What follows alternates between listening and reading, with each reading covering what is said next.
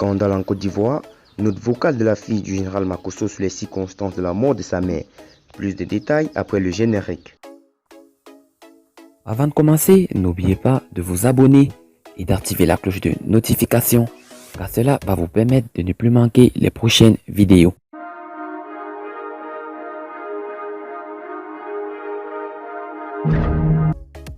La Côte d'Ivoire est à nouveau dans un grand deuil.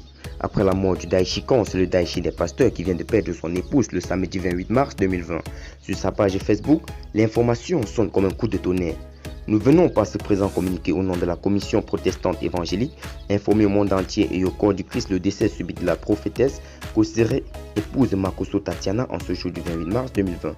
Demandons au monde entier le respect de la douleur du révérend Makosso très affecté par ce décès qui est un coup dur pour lui et sa famille.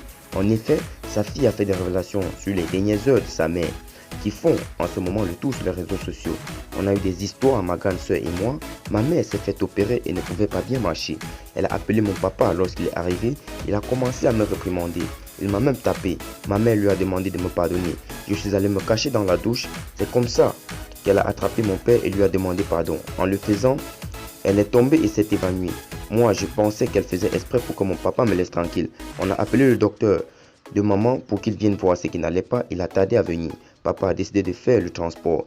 Du quartier de la commune de Cocody-Angré à la commune de Makuri, le trajet était long. Lorsqu'on est arrivé à la clinique, mon père nous a dit de nous retourner. Lorsqu'il le disait, il savait que mère était déjà morte.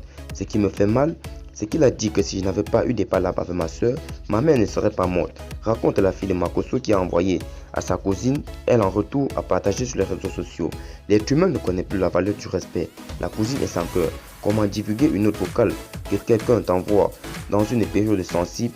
Transférer cette note vocale pour qu'on sache que tu es de la famille ou bien pour chercher quel nom. C'est très méchant de la part de cette cousine. Et si ce que la fille a dit dans la note vocale est vérifié, ce serait vraiment un coup dur pour Makosso et ses enfants. Frères et sœurs, chercher non est bon, mais souvent respectons la mémoire des défunts et respectons la mémoire des familles explorées.